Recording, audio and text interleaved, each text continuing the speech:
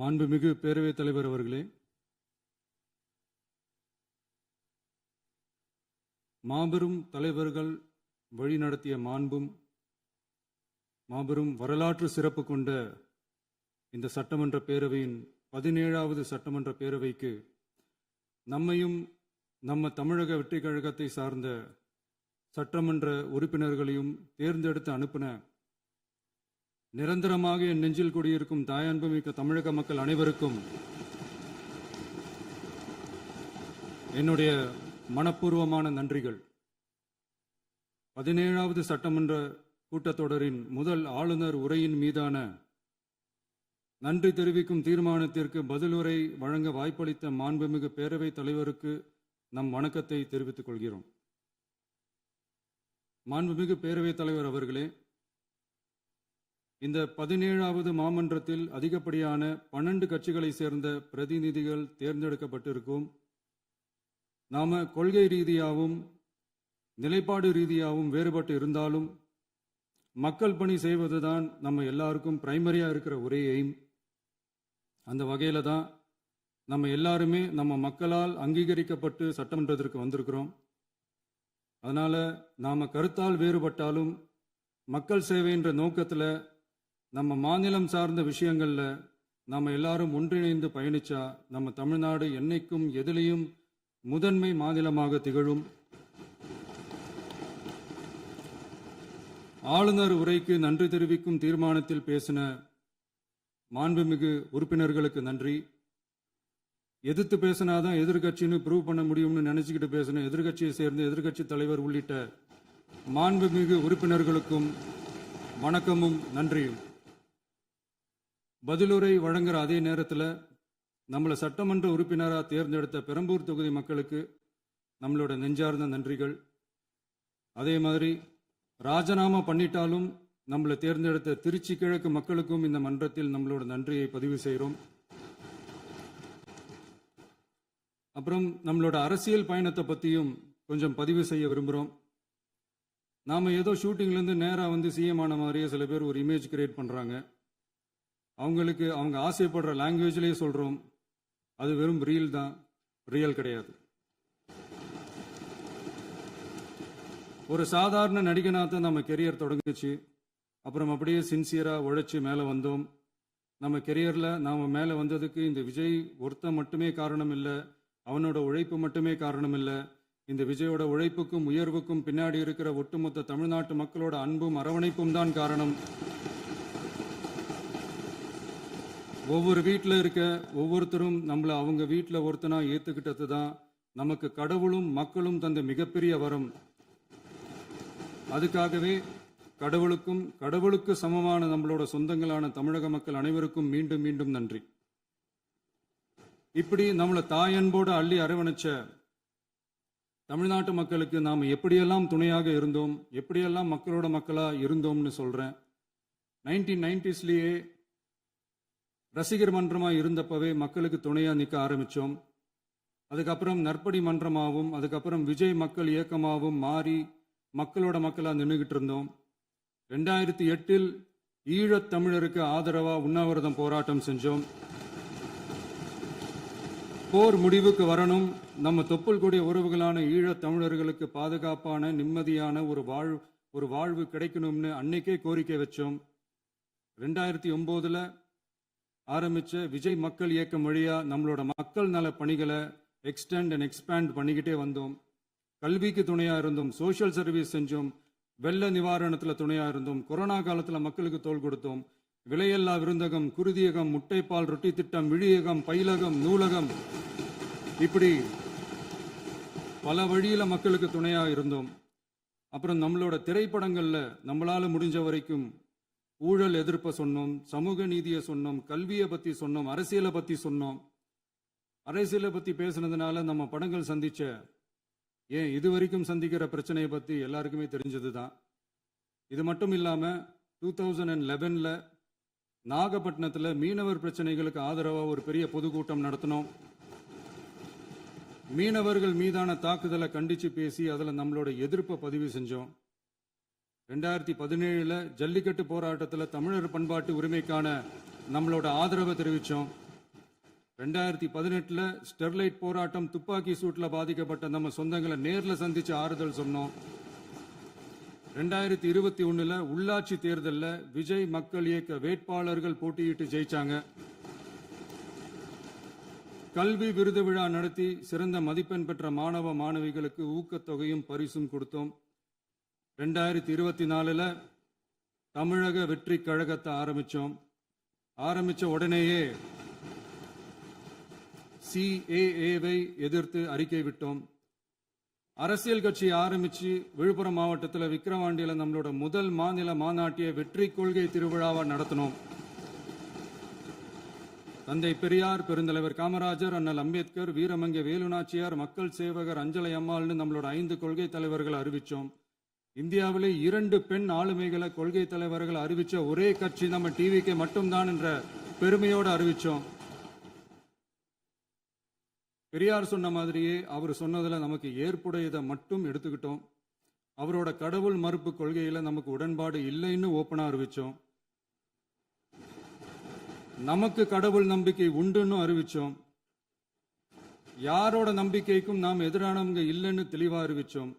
பெண் கல்வி, பெண்கள் முன்னேற்றம், சமூக சீர்திருத்தம், சமூக நீதி, இப்படி பெரியாரோட கருத்துக்களை நிறையவே ஏத்துக்கிட்டோம்னு அறிவிச்சோம். அண்ணல் அம்பேத்கரோட சம வாய்ப்பு, சமநீதி, சமத்துவத்தை ஃபாலோ பண்ணுவோம்னு அறிவிச்சோம்.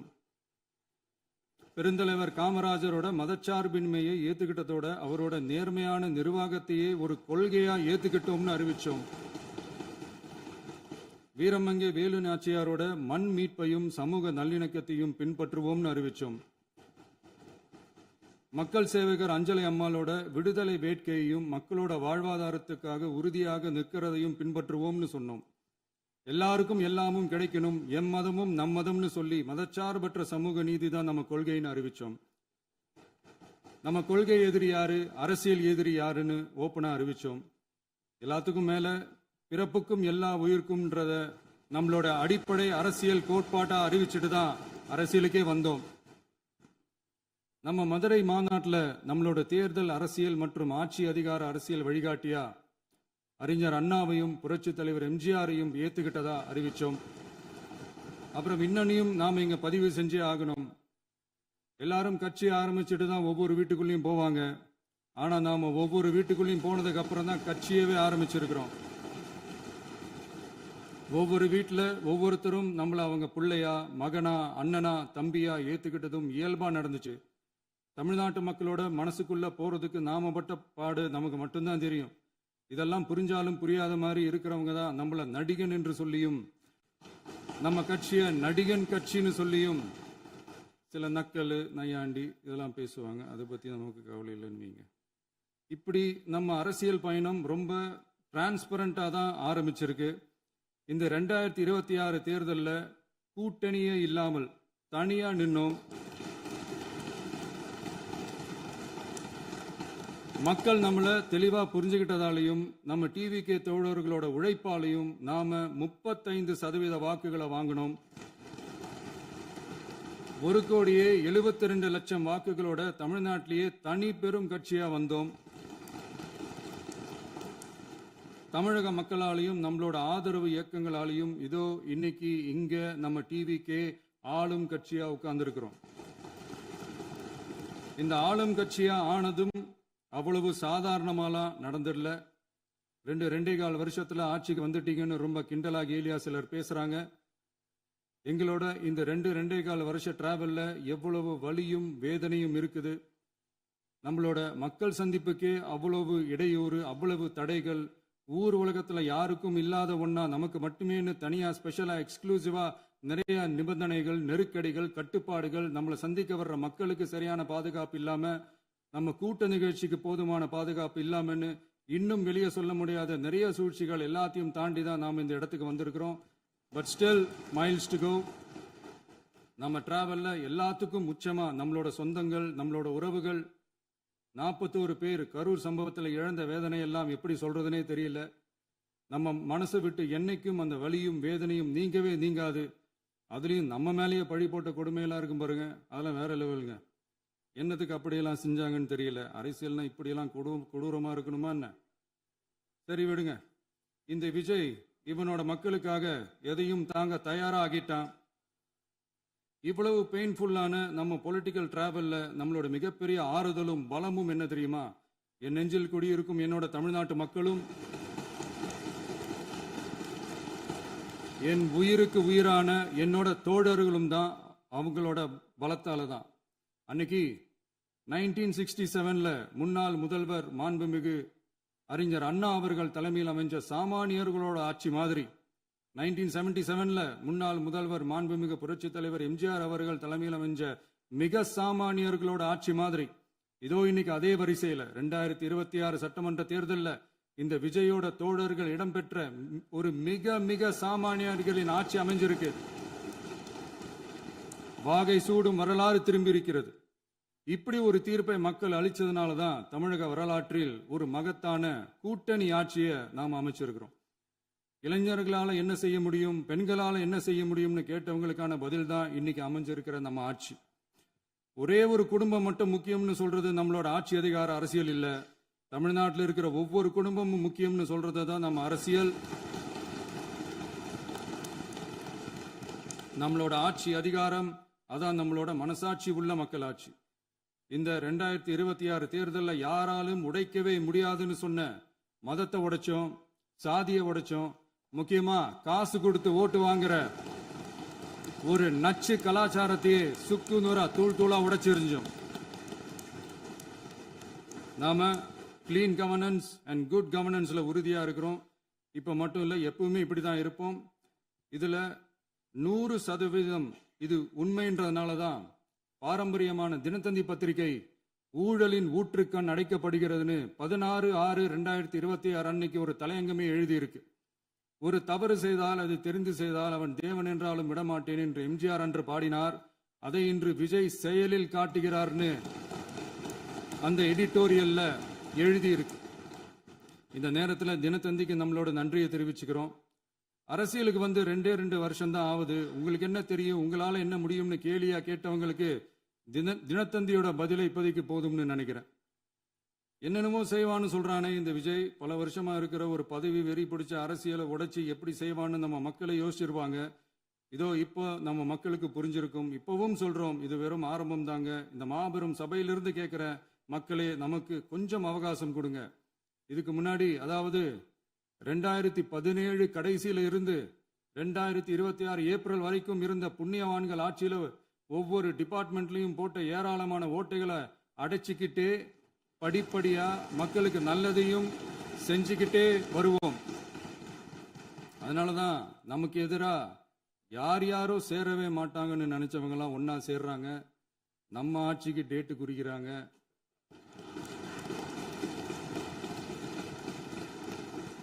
சரி, அவங்கள நம்ம மக்களே பார்த்துப்பாங்க, அதை விடுங்க. நாம ஆட்சிக்கு வந்து சரியா 40 நாள் ஆகுது. அதுக்குள்ள என்ன செஞ்சீங்கன்னு கேட்கிறாங்க. ஒரு லிஸ்ட் ஒன்று சொல்றேன் கேளுங்க.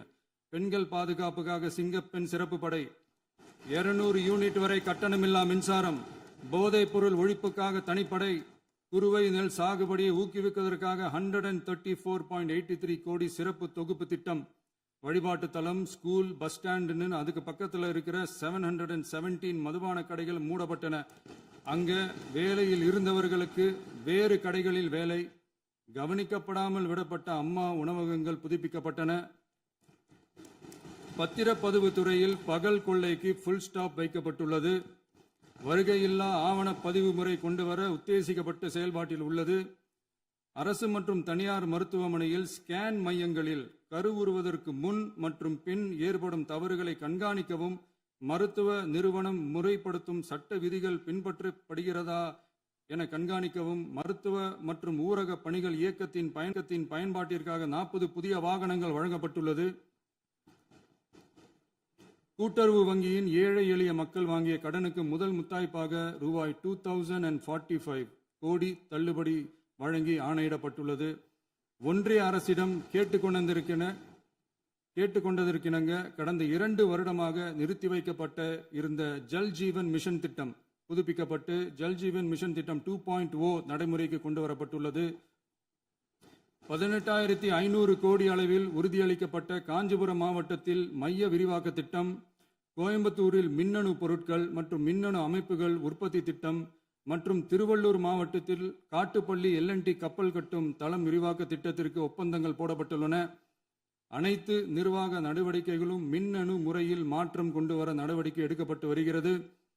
சட்டவிரோத கல்குவாரி மற்றும் அனுமதியின்றி கனிமங்களை எடுத்துச் செல்வது தடுக்கப்பட்டுள்ளது. பல்வேறு குவாரிகள் சீல் வைக்கப்பட்டுள்ளன.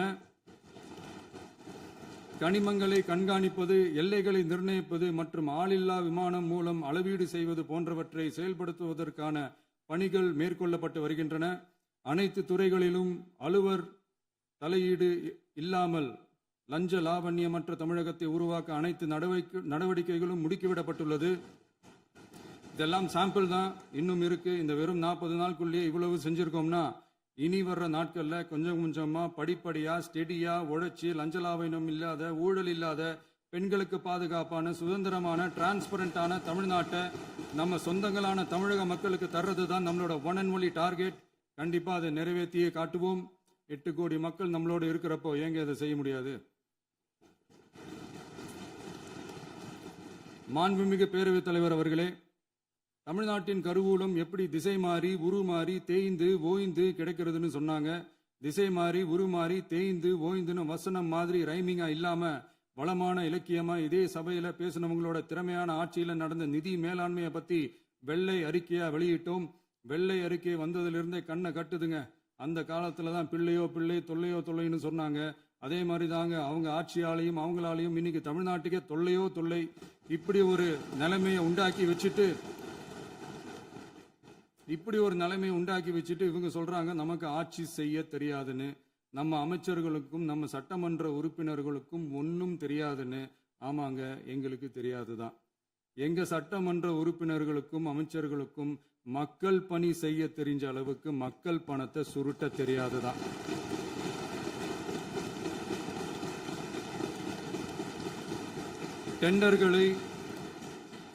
டெண்டர்களை முறைப்படுத்த தெரிஞ்ச அளவுக்கு அதோட ரேட்டை உயர்த்தி ஊழல் செய்ய தெரியாதுதான். பதவி உயர்வு வழங்கவும் பணி இடமாற்றம் கலந்தாய்வு நடத்தவும் தெரியுமே தவிர பதவி உயர்வுக்கும் பணியிட மாற்றத்திற்கும் பணம் பறிக்க தெரியாதுதான். புதிய பணியிடங்கள் உருவாக்க தெரியுமே தவிர அந்த பணியிடங்களை பணத்துக்கு விற்க தெரியாதுதான். கோயில்கள்ல நடக்கிற நிர்வாக சீர்கேட்டை தடுக்க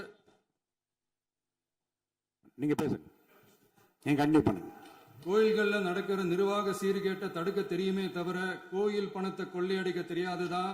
தங்கத்தை உருக்கி தாரை வார்க்க தெரியாதுதான்.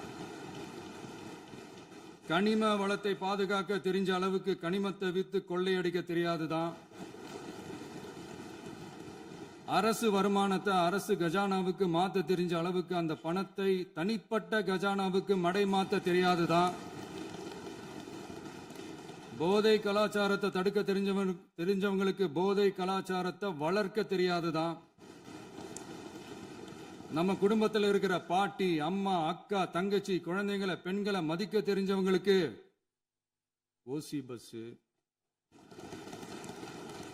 1000 ரூபாய் கேஸு, இப்படிலாம் பேச தெரியாதுதான். எங்க உறுப்பினர்களுக்கும் அமைச்சர்களுக்கும் மக்கள் சேவை தெரிந்த அளவிற்கு சுயநல தேவையை செஞ்சிக்க தெரியாதுதான். அதனாலதான் சொல்றோம், எங்களை பார்த்து எதுவும் தெரியாதுன்னு சொல்றவங்களுக்கு சொல்றோம், இதெல்லாம் எங்களுக்கு தெரியாதுதான். உங்களை மாதிரி முறைகேடுகளை செய்யறத நாங்க தெரிஞ்சுக்கவும் போறதில்ல, தெரிஞ்சுக்கவும் ஆசைப்படல. அத கடைசி வரைக்கும் எங்களுக்கு தெரியாமலே இருந்துட்டு போகட்டும். அதனால நாங்களும் எங்க மக்களும் வெரி வெரி ஹாப்பி தான். மாண்புமிகு பேரவைத் தலைவர் அவர்களே, எதிர்ப்பவர்கள் எதிர்க்கட்சி என்பதற்காக எங்கள் ஆட்சி மீது 1000 பழி போடலாம். ஆனாலும் தமிழக மக்களுக்கு உண்மையை உணர்த்த வேண்டியது நம்மளோட கடமை. மின்வெட்டை பொறுத்தவரை தமிழ்நாடு மின்மிகை மாநிலமாக இருந்தாலும் கடந்த காலங்களில் ஏற்பட்ட நிர்வாக குளறுபடிகளும் மின்சார சாதனங்கள் மற்றும் மின் மாற்றிகளில் ஏற்படும் பழுதாலும் வேண்டுமென்றே சிலரின் நடவடிக்கைகளாலும் இந்த மின்வெட்டிற்கு காரணமாக உள்ளது.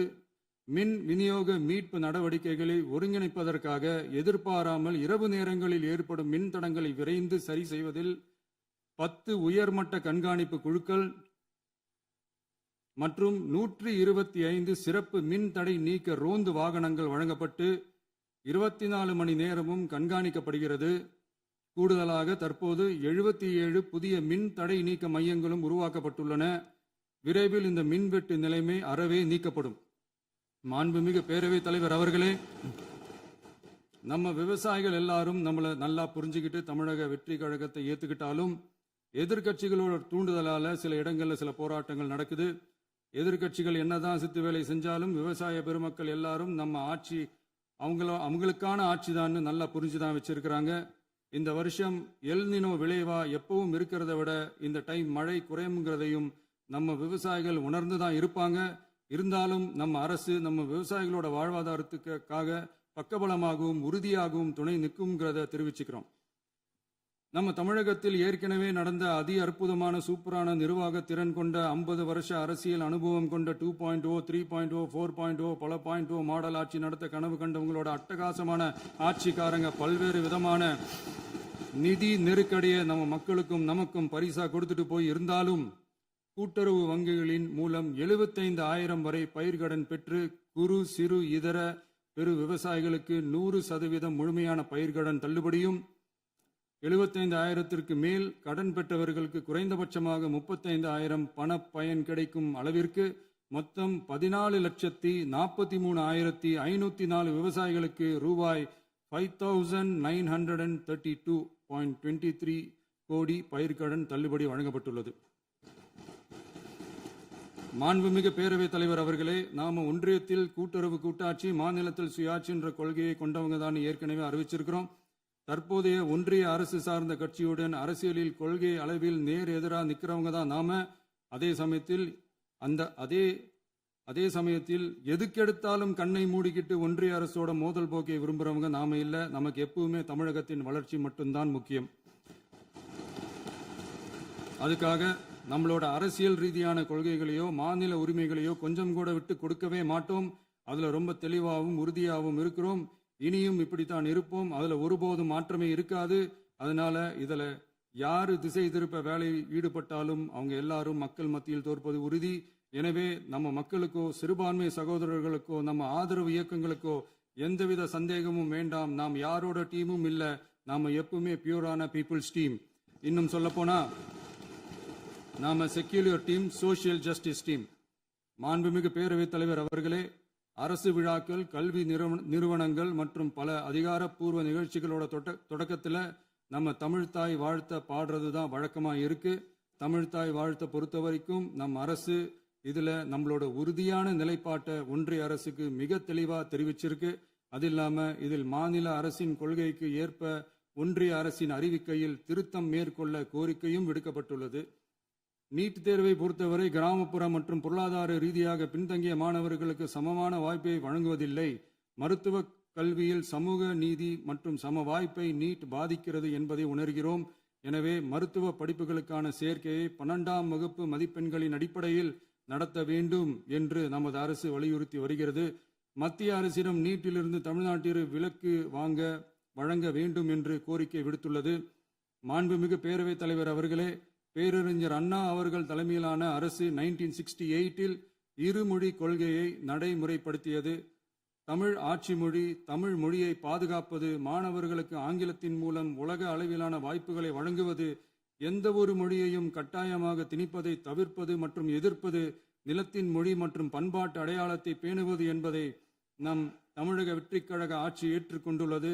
எனவே தமிழ்நாட்டில் தமிழ் ஆட்சி மொழி மற்றும் இருமொழி கொள்கை என்பதில் நமக்கு மாற்று கருத்தே இல்லை.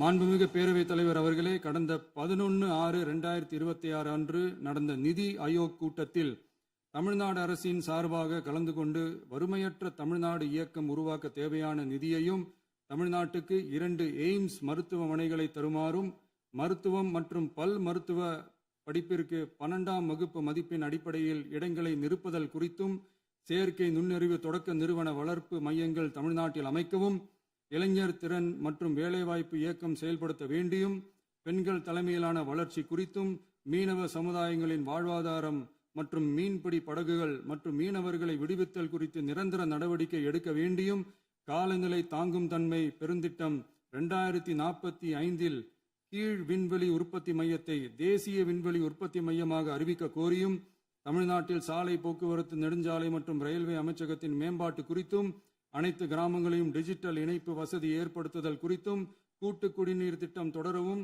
அரசின் விழாக்களில் தமிழ்தாய் வாழ்த்துக்கான முதலிடத்திற்கான கோரிக்கையும், மேகதாது அணை கட்டுமான நிறுத்தத்தை உறுதிப்படுத்தவும், மாநிலத்தின் மீது மும்மொழி கொள்கையை வற்புறுத்தாமல் புதிய கல்விக் கொள்கையை திணிக்காமல் தமிழகத்திற்கான கல்வித்தொகை ரூபாய் 3284 கோடியை விடுவிக்க கோரியும், ஆண்டுதோறும் 5 லட்சம் இளைஞர்களுக்கு உதவித்தொகையுடன் கூடிய பணியினை தொழில்நுட்ப பயிற்சி வழங்க ஒத்துழைப்பு வழங்குமாறும், ஒகேனக்கல் 3ஆம் கட்ட கூட்டு குடிநீர் திட்டத்திற்கான நிதி ரூபாய் 2283.40 விடுவிக்கவும், வேலை வாய்ப்பு மற்றும் வாழ்வாதாரத்துக்கான உத்தரவாத திட்டத்தின் கீழ் வேலை வாய்ப்புகளை உருவாக்க உடனடி நடவடிக்கை மேற்கொள்ள வேண்டியும் மற்றும் திருக்குறளை தேசிய இலக்கியமாக அறிவிக்குமாறும் தமிழ்நாடு சார்பில் பேசியுள்ளோம் என்பதை தெரிவித்துக் கொள்கிறோம். மாண்புமிகு பேரவைத் தலைவர் அவர்களே, அண்டை மாநிலங்களுடனான நட்புறவு ஒரு மாநிலத்தின் வளர்ச்சிக்கும் நாட்டின் ஒற்றுமைக்கும் மிகவும் அவசியமானது.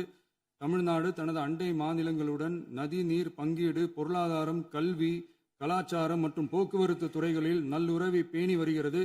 பரஸ்பர மரியாதை, ஒத்துழைப்பு மற்றும் கூட்டாட்சி தத்துவத்தின் அடிப்படையில் அண்டை மாநிலங்களுடனான நட்புறவை வலுப்படுத்தவும் நமது ஆட்சியில் காக்கப்படுகிறது. மாண்புமிகு பேரவைத் தலைவர் அவர்களே, சட்டம் ஒழுங்கை பற்றி பேச்சு வந்தது. சட்டம் ஒழுங்கு சரியா இருக்கணும் அப்படின்றதுல எங்களுக்கு மாற்று கருத்தே கிடையாது. கண்டிப்பாக லா அண்ட் ஆர்டர் கரெக்டாக இருக்கணும், கரெக்டாக இருக்கும், இருக்க வைப்போம். அதே மாதிரி பெண்கள் பாதிக்கப்படுறதையும் இங்கே யாராலையும் சகிச்சிக்கவே முடியாது. அதுக்கான கடுமையான நடவடிக்கைகள் நம்ம அரசு எடுத்துக்கிட்டு இருக்கிறோம். இந்த சிங்கப்பெண் சிறப்பு அதிரடி படை கூட அதுக்கான ஒரு ஃபர்ஸ்ட் ஸ்டெப் தான். அதே மாதிரி இந்த போதைப் பொருள் நடமாட்டம், அதை கண்ட்ரோல் பண்ணுறதுக்கும் நம்ம அரசு கடுமையான நடவடிக்கைகள் எடுத்துக்கிட்டு இருக்கிறோம். அதையும் கண்டினியூ பண்ணி எடுப்போம். மாண்புமிகு பேரவைத் தலைவர் அவர்களே, இப்போ நான் சொன்ன இந்த பிரச்சனைகள்லாம் 2026 போன மாதம் மே மாதம் 10ஆம் தேதி புதுசாக வந்துடல. இதெல்லாம் பல வருஷமாக இருக்கிற பிரச்சனைகள் தான், பல வருஷமாக கண்டுக்காம விட்ட பிரச்சனைகள் தான். இன்னைக்கு எதிர்கட்சிக்காரங்க அதை பற்றி கேட்கும் போது எனக்கு அது அக்கறையாக தெரியல, அவதூறு அரசியலாக தான் தெரியுது, பழி போடுற அரசியலாக தான் தெரியுது. இப்படி அவதூறு பழி போடுறவங்கள பார்த்து ஒன்று தான் கேட்கணும்னு தோணுது. கடந்த 9-10 மாசமா நம்ம ஸ்டேட்ல சட்டம் ஒழுங்கு டிஜிபியே இல்லை. சட்டம் ஒழுங்கு டிஜிபியை போடுங்கன்னு சொல்லி எல்லாம் ஓஞ்சி போயிட்டோம். போன ஆட்சியில் நடந்ததுக்கெல்லாம் இப்பதான் விடையே கண்டுபிடிக்கிறோம் நம்ம ஆட்சியில்.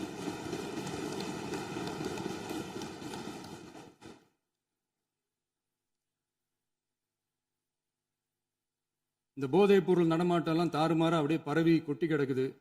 இதெல்லாம் இனிஷியல் ஸ்டேஜ்லயே யார் கண்ட்ரோல் பண்ணியிருக்கணும்? போலீஸ் டிபார்ட்மெண்ட் அப்போ யார் கையில் இருந்தது?